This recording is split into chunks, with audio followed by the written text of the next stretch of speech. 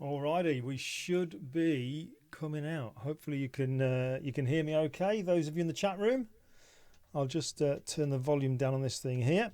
Don't want to get a bit of a reverb going on. Right, okay. So I can see there's already a few of you in the chat room there. So if you are there, just give us a bit of a nod that you can hear everything coming through. That'd be great. Obviously, as much planning as I can do here, there's always going to be something that's going to play up. That's almost a guarantee when you do this stuff. As I say, don't work with children and animals. I think they should include live streaming with that as well. Brian, cheers for that, buddy, and Fran, thanks so much. That's cool. Hopefully we'll be okay with this one tonight. Then it's going to be something a bit different. It's not going to be the usual. Hi, JR, mate. How you doing? Bruno, good to see you, mate. And Deb, brilliant to see that you can made your way over here. Thank you very much. It's going to be a little bit different tonight. I'm just going to while the countdown's going on, I'll give you an idea of what we're going to be doing. Just a couple of things on video, to be honest with you. There's I got asked recently in an email asking how you can make your video and your photos kind of look similar with the look that you add to them, especially with the like the colouring and all that kind of stuff. So I want to show you something with that. It might be something you've already actually seen. However, I couldn't resist having a bit of a play earlier on, and I think I've found another way of doing it to give you even more control. So I think that I haven't seen it being done, so hopefully it'll be something you've never seen before. Hi Bev, how you doing? Good to see you. Hey Bev, blubbing hell, fantastic. That's brilliant you've managed to get in here. Thank you very much. Lionel, Keshav, I hope I pronounced that correctly, Keshav. That's brilliant. Thank you very much for coming along, guys. In the meantime, what we've got, Alan, we've got 3 minutes and 12 seconds by my countdown there just then. If you do get a chance, just give it a quick shout out over on social media. Just let them know that the bald bloke with his hair on his chin but not on his head is about to do a bit of a webinar, and I'm going to really try today to keep it to around about 30 minutes. I've said that for the last 2 weeks and it's always been, I don't know, 40 minutes and more. So I think it's damn fine of you folks who've stuck around that long, but hopefully 30 minutes. And I can't wait to show you this thing with the music, by the way. This is just, it's one of the best things I have discovered for doing music with the videos. It is absolutely brilliant. So hopefully that will come through okay. I've got 2 minutes 30 seconds. When it gets to just before 30 seconds time before we start, hopefully this week you will hear a little bit of music that I've got going on, and it kind of should get louder the closer we get to the go live bit. So just trying to make it a little bit snazzy. That's all I'm trying to do. Trying to make it a little bit more interesting rather than just me saying hello and that's it. So I'm trying to throw a few little adverts in there, a few little trailers and all that kind of stuff as well. So hopefully it's kind of getting a bit better, a bit more polished. Webcam will be changed this week. We've got a little device coming that's going to allow me to use a 4K camera, so you can see this ugly mug in 4K as of next week. But hey, there you go. So have a quick look in the chat room. Gosh, people from Washington, that's great. Andy Hoyle, Otley in Yorkshire. Otley, is that anywhere near that Ribblehead Viaduct? Because we're going to be coming up to Yorkshire again soon. My wife wants to have a few days away there, so any excuse. I want to go and see the James Herriot place near Thirsk, I believe. Richie UK, Steve from the gym. Hello, mate. How you doing? JR, snazzy. New word for you there, mate. Snazzy. Oh, dear, you're too kind, mate. The longer the better. You could regret saying that. Castleford in West Yorkshire. I'm going to have to get my map book out. I think I've still got one. Or go on Google Maps, find out exactly where that is, because I want to do a bit of touring around Yorkshire because I absolutely love it. So I've got all my papers ready, got my list, got my water, well away from the computer. Pretty good to go. 50 seconds. So like I said, when we get to 30, hopefully you'll start to hear some music. And then we'll be going live 30 seconds later, all being well. All right, so please work. Let's see how it goes. All right, guys, so I shall see you in about 30 seconds-ish.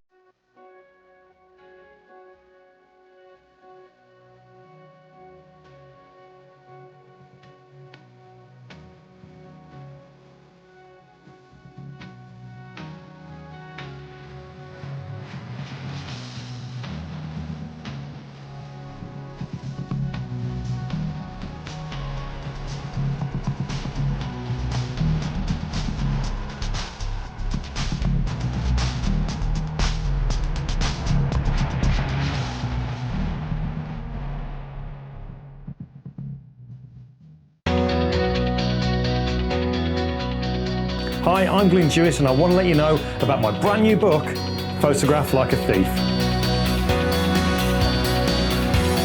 Now, I truly believe that your own unique style starts with copying because you have to have a starting point. But when I say copying, I mean looking at the work of other great photographers, their lighting, composition, posing, how they retouch their images, learning from it and going on to create something completely new.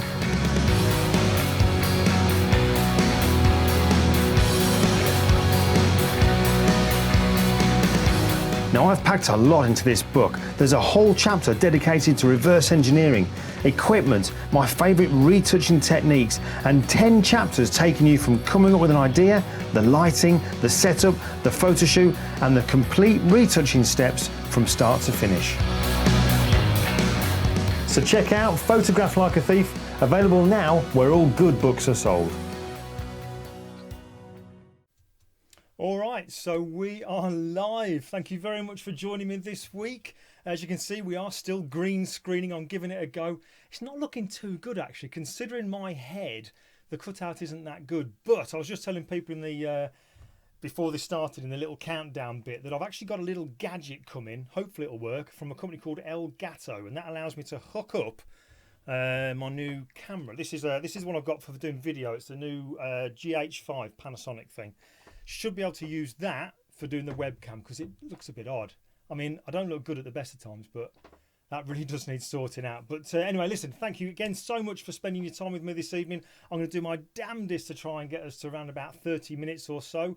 Before we kick off, just want to say a really big thank you to my good friends Brian Dukes and Fran Hughes, who are in the chat room now. I've seen them a bit active in there already. Brian was on the grid last night in spirit. Actually on the screen. I'll go and check it out, last night's episode of The Grid. But just want to say thank you to Brian and Fran for again volunteering to help me out by just keeping an eye on the chat room, because we did have an incident a few weeks ago when somebody, who I've no idea who they are, they're since blocked, who found it kind of interesting and funny to have maybe a bit of a dig at a few people in the chat room. So we do not tolerate that. Well, Brian and Fran certainly don't. So they're going to keep an eye on that. But we've got I'm not going to waste much time here. We've got a list of things that I want to go through.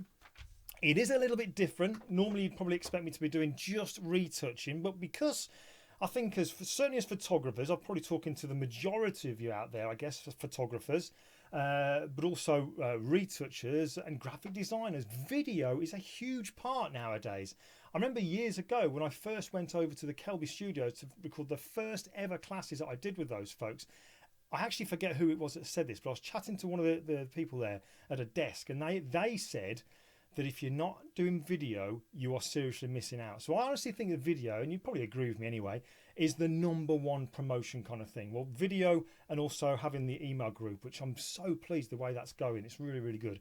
So I thought just for tonight, I would be doing some Photoshop, but we'll also be linking in a bit of Premiere Pro. Those of you who've got Premiere Pro, either in the Creative Cloud or as a standalone, I actually want to show you 2 ways, because I was asked how you do this.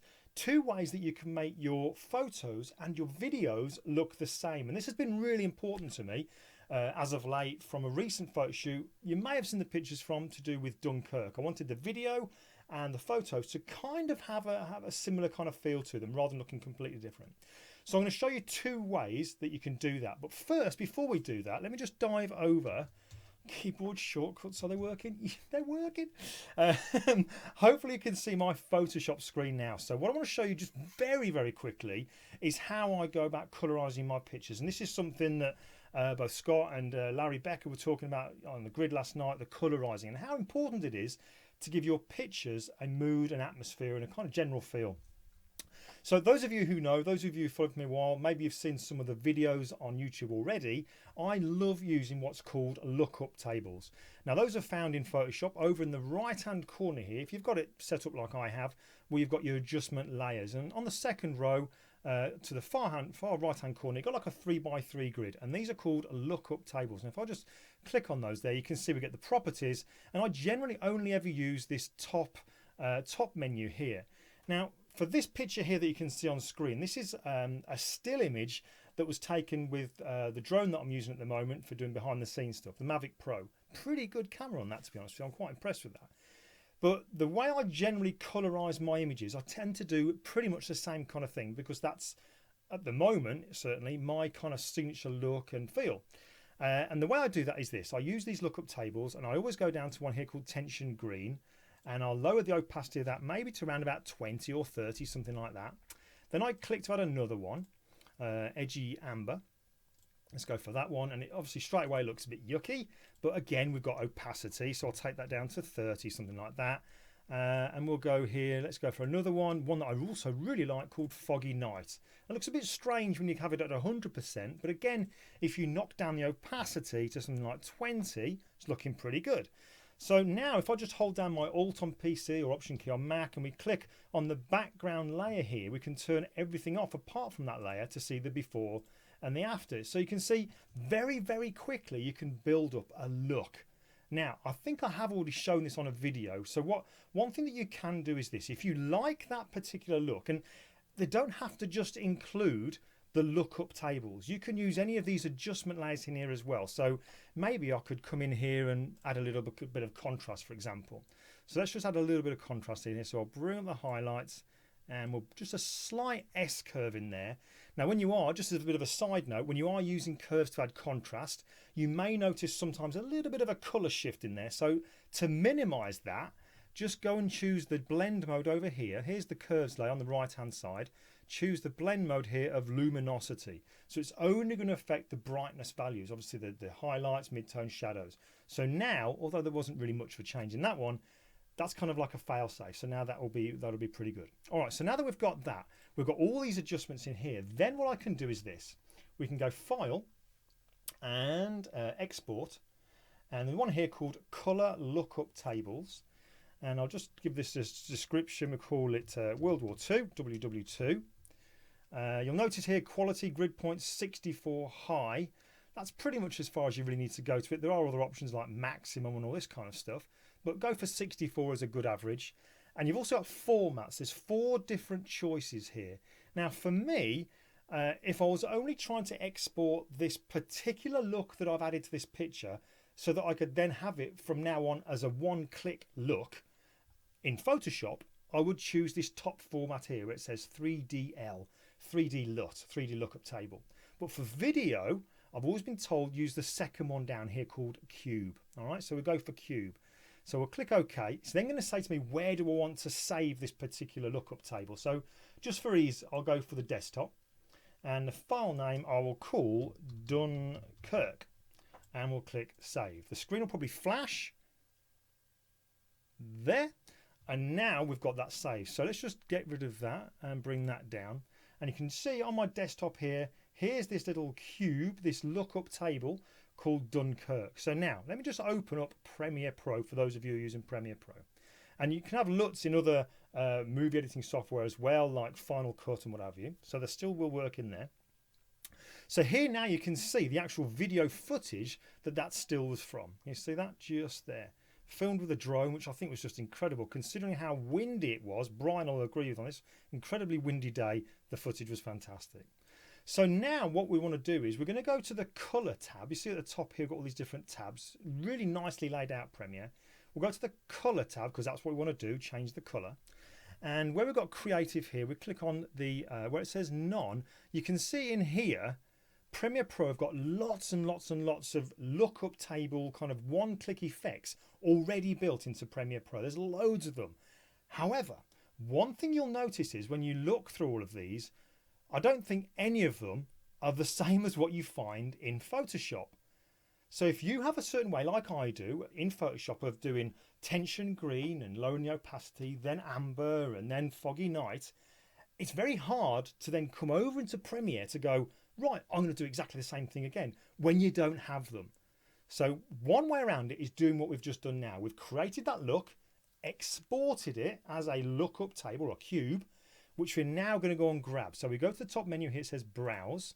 I'll then go to my desktop. There it says Dunkirk Cube. See that one there? And then we'll click Open. So then it'll go bang. And then you can see now, hopefully you can see the difference in that one there.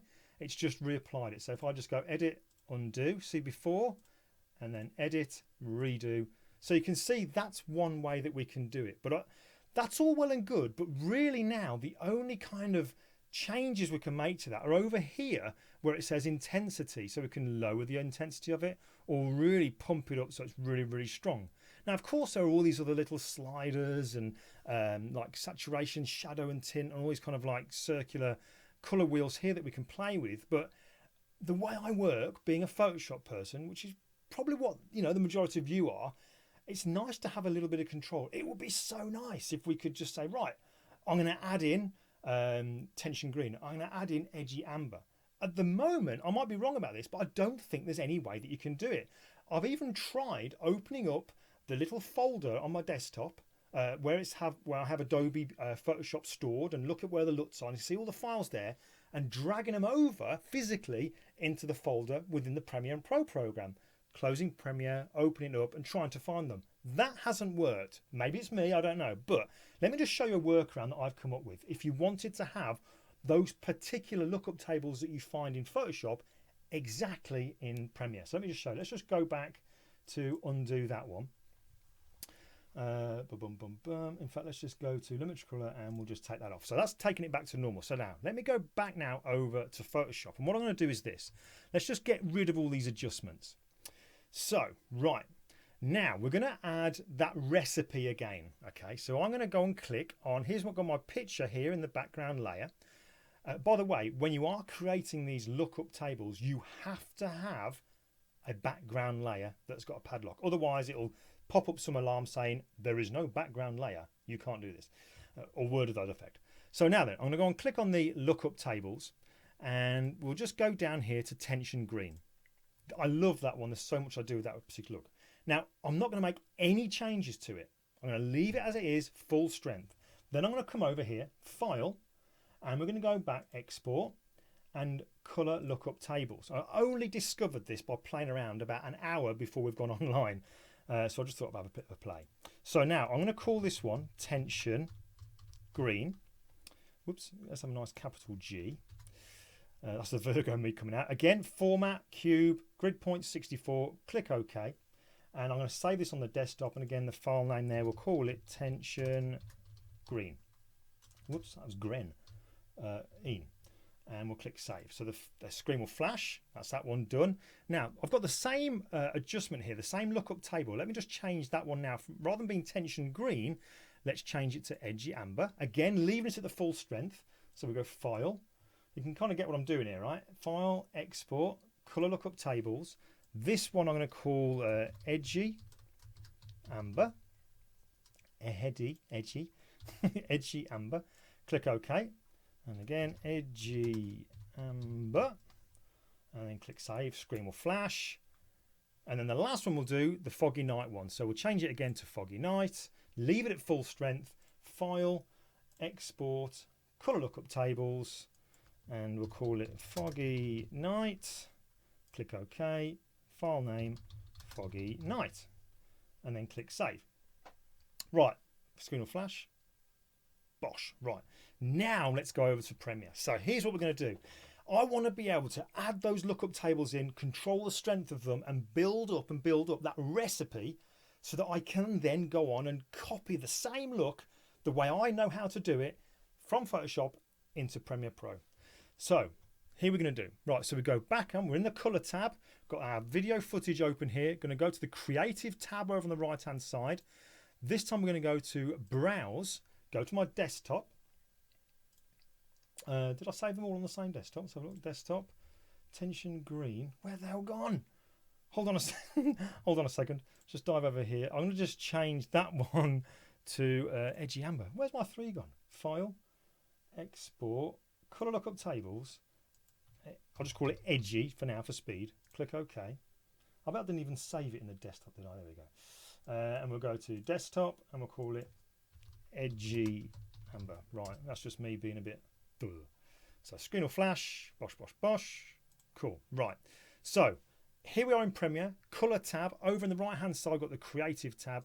We'll go to Browse, and then we've got my desktop. Now, first one I used in Photoshop was Tension Green. So I'll click on Tension Green and click Open, and you'll see it applies that Tension Green to that. Now, over on the left hand side, when you're looking at the effects controls, you will see there's an option for opacity. However, if I use opacity now, look what happens. The whole of the picture gets less and less and less. So we can't use opacity. But what we can use over on the right hand side of the screen, just underneath the preview here, is intensity. So I'm going to drag that down just a little bit. So you can see now in the preview we've reduced it just a little bit. I now want to add edgy amber, but in Premiere we can only add, I believe, one lookup table to that particular bit of footage. So if I change it now to edgy amber, all that's going to be showing is the effect of the edgy amber, but I want to have it to build up. So here's what you can do. If you're on a PC, hold down your Alt key. If you're on a Mac, hold down your Option key and come to the actual footage here in your timeline, click on it, drag it upwards. It'll now duplicate it. All right, so that's the first thing you're going to do. Then click on that particular footage. You can see it's highlighted. Now what I'm going to do is I'm going to come over here to the creative bit, go to browse, and I'm going to choose edgy amber and click open. And you'll see it will affect it there. Now, that's the full strength. Now what I'm not going to do is just use intensity, because all that's going to do is got a solid bit of footage here with edgy amber on, and if I just lower intensity, it's only going to lower the intensity of the edgy amber on that footage, but I want to be able to see through to the green underneath it. Does this make sense? So I'm not going to touch intensity. This time I am going to come over to the left hand side of the screen and use opacity and just bring that down. Can you see that?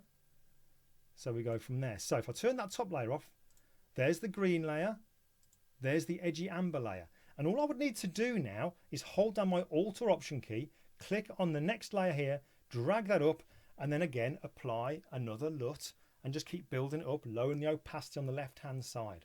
I'm really hoping this makes sense, but for me tonight, like I said, 1 hour before we went live, I literally just discovered this and I was like, yes. Those of you who are really into video, you might think, well, no, there's a different way of doing it. But if you can let me know, please do. But at the moment, this I find is a way that we can use layers. We can create layers in Premiere Pro to create the looks that we want to have. All right, so that's that. Now what we're going to do is just quickly do this. Oh, hold on. Time for a quickie. All right, okay, there's the trailers to make it a little bit more interesting. Now, just a very, very quick couple of tips for you. I'm going to throw 2 in here.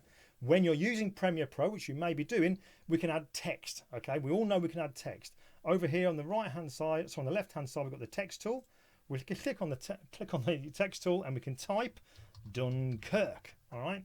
We can then like highlight it, come over to the left-hand side. We can change the size of it using this little slider. We can, just like in Photoshop, click on here, choose all these different texts if you want to use those as well, something like that. But the thing that used to really fox me, like how on earth do I do that, was to be able to center it right in the middle of the picture, because it's not really obvious how you do that. If you're doing text and you want it right in the center, this is what you do. Go up to the top of the screen and choose the Graphics tab. Then over on the right hand screen, you'll see it says Essential Graphics, and you've got the Browse and the Edit. Click on Edit, and then the top 2 icons in the top left hand corner here will allow you now to kind of line up the text where you want it. So I'm going to click on the left one. That'll put it right across the middle. The one next to it, put it right down the center. So that's a real quick one. So you go to Graphics, Essential Graphics, click on Edit, and you get these 2 little icons there. That's one thing.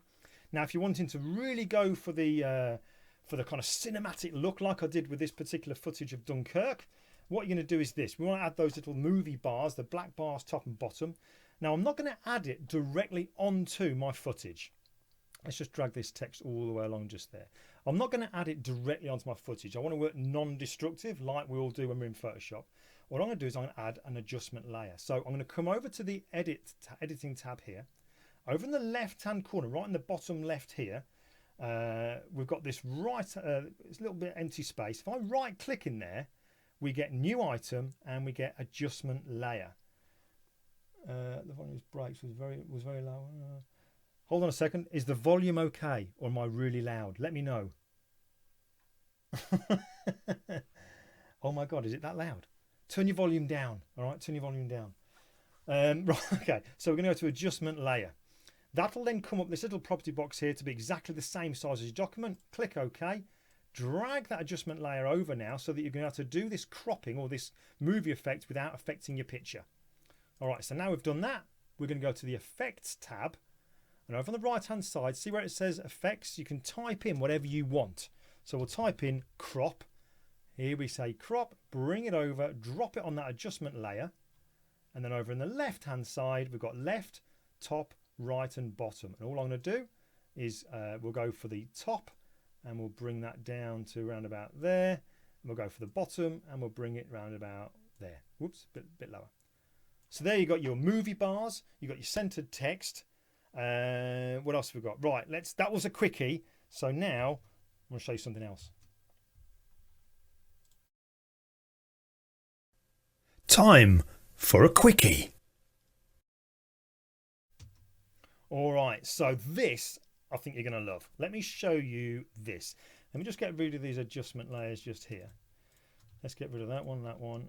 All I want is the plain old footage. Now, let me show you this. You may not know about this, but this I think is brilliant. You're going to need to let me know in the comments if you can hear this. Now, when you're doing video, obviously you want to add music to it, and there are many sites out there that you are able to get royalty-free, copyright-free kind of music that you can pay sometimes quite a substantial fee to download it, drag it onto your video, and away you go.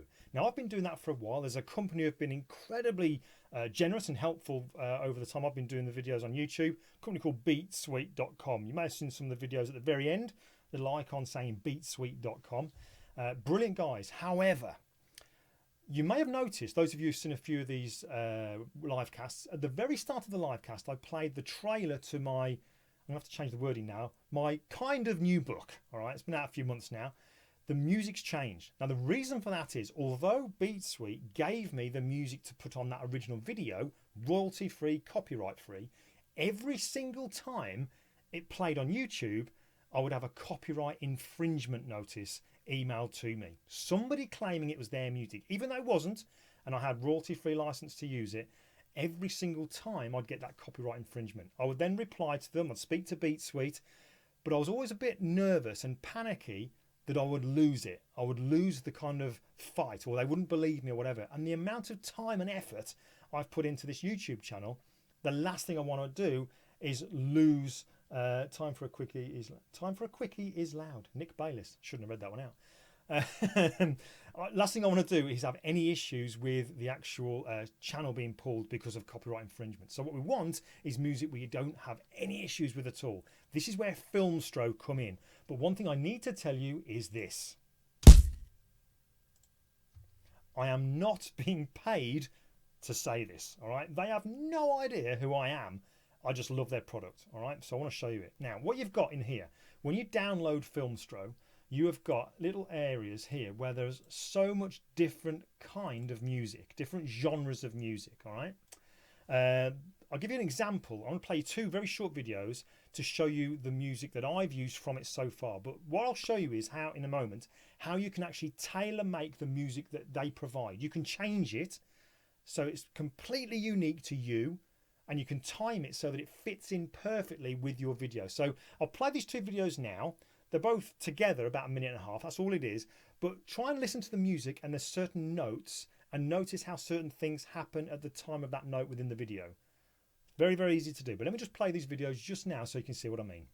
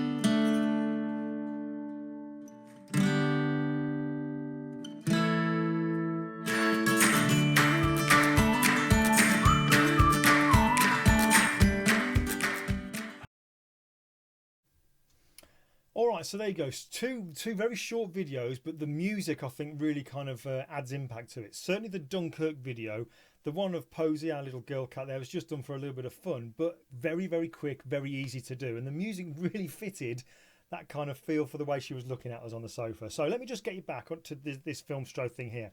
This is not necessarily kind of like a tutorial on FILMSTRO. It's more something that I want to share with you to let you aware of. I didn't want to just put it onto my blog or onto Instagram, whatever like that.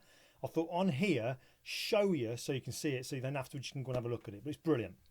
So getting back to what I said before, there's all these different genres of music you can choose. And when you choose music, I don't know if you can see this, but over in the bottom left-hand corner, can you see these three sliders? Momentum, depth, and power. All right, and this is the key three things that you can do to change your music. Let me just play. Let me go to favourites that I've got here. You can actually choose. There's so much music. In fact, today there was 20 new tracks added into FILMSTRO automatically. It's brilliant. Let me just put on, let's go for this one here, Soldier. So hopefully you can hear the music playing a little bit. Let's just turn this up. Yeah.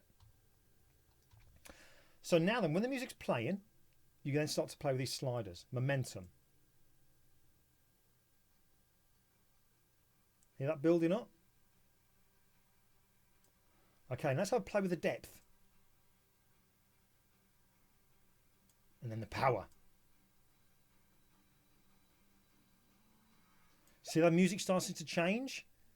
And you can just start to play with these sliders to make the track exactly how you want. So that's one quietish one. Let me go to this dance music here. This reminds me of my working on the door kind of days. But let's just play this one here. A rebus. And hopefully, you can't hear the music. Is that right? Can you hear the music? No? Oh, you can't hear it. Hold on.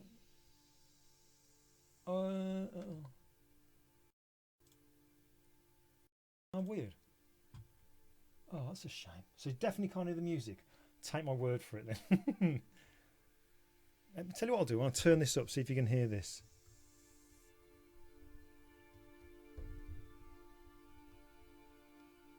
How's that?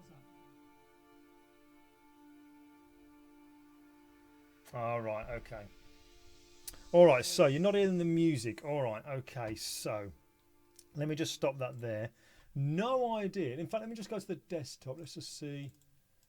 You should be able to hear that. I've no idea why you can't hear that. Let's just see if that'll go over there. Okay, you can't hear the music. All I'm going to suggest then, rather than trying to sort of labour this, go to filmstro.com and have a look at their stuff. But while you can't hear the music, let me just show you how you can also use it if you use Premiere Pro. Because although it's a standalone product, you can also have it included in Premiere Pro, and you'll find it under Window, Extensions, and FILMSTRO just here. So let's just drag that down to here.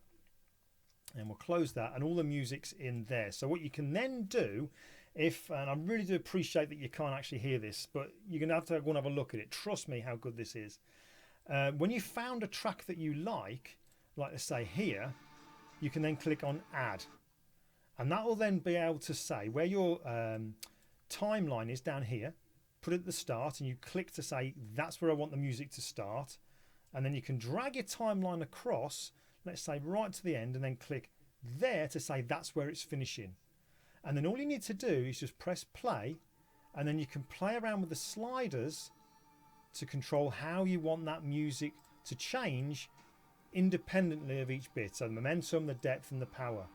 So you can completely tailor-make the music to how you want it to do. Now that may well be losing its interpretation if you can't actually hear it, but definitely go and check it out. I think what I will end up doing is just recording a video so that you can actually see it doing properly. So I'll record a video offline so that you can see FILMSTRO, but it is absolutely brilliant. Really sorry that you couldn't actually hear that, but you're gonna have to trust me with that. So last thing, let's just quickly dive over to here.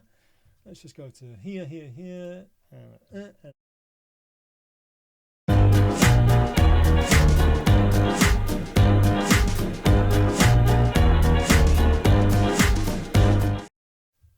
All right, so just to finish off, just a couple of things. I'm not going to go and tell you about where I'm talking. I've done that last week, so you can check that out. The only news that I want to give you is those of you who were with me last week, you heard me mentioning about Posey. It was on a Thursday. On the Friday, this is our cat. On the Friday, she was going for a blood test, and I was kind of like, what is the results going to be? Because she's not been well. I can't believe how many emails I've had through the email group, but also emails from folks yourselves who emailed me after seeing the video last week. So I think Deb has already asked me how was Posey. To give you an update, and this is probably the last I'll say of it because I kind of want to just let her kind of get better. The blood results basically said that she has got her thyroid is back to normal because of the medication, which is brilliant. However, as would be the case with cats, apparently when they're ill, it's always more than one thing. So now we've found out that she's got early stages of kidney failure. So we've no idea how long she's got. So rest assured, she is being completely and utterly fussed. Those of you who aren't animal lovers, you won't really get it. Those of you who are will totally know where I'm coming from when I said, like I did last week, that animals, our pets, they get into our hearts. They're part of our lives. Posey, her brother Morris, who's no longer with us, were with us for 18 years through all kinds of things that we've had to deal with on a personal level. They're the only constant we've had. So fingers crossed she's got a good while yet. But really, I don't know. She's a quiet cat and she's gone really, really quiet. So I'd appreciate just, just good thoughts out there would be really, really cool. All right, so before we dive off then, one last thing I want to say about is I spoke to a guy called Tony Davey. Tony Meerman. Sorry, not Tony Davey. He's in the chat room. Tony Meerman, a couple of days ago, mentioned about the night that I'm doing these. Thursday, apparently, certainly in the UK, is the night when a lot of camera clubs have their meetings. You remember I used to do them on Tuesdays. So what I'm actually going to start doing, and I'll be guided by yourselves with this, I'm going to aim for going back to Tuesday nights at 8 o'clock. All right, that's going to be the plan. So next week's will be this one.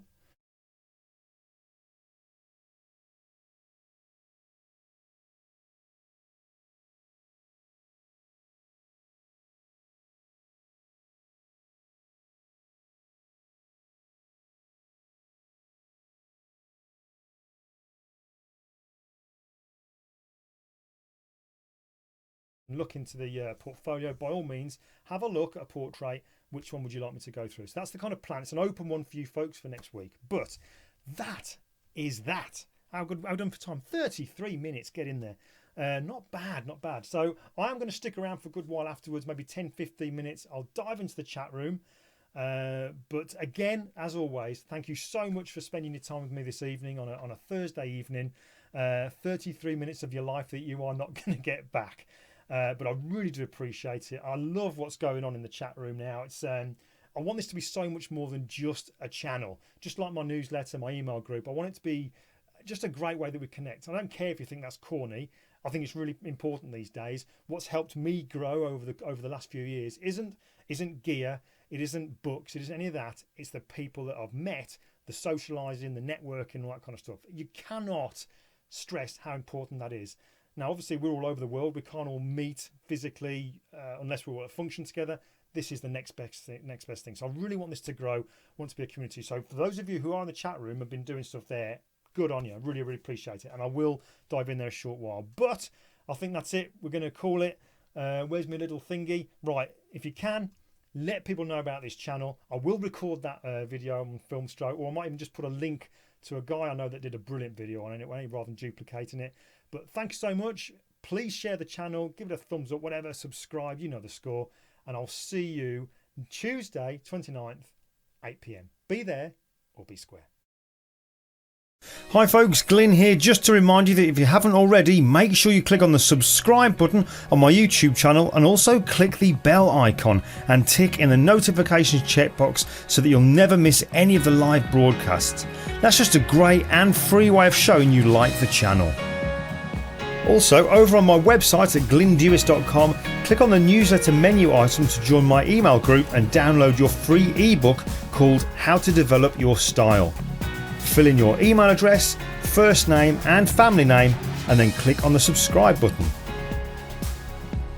And finally, add me in and connect over on Instagram by finding me with the username @Glyn Dewis.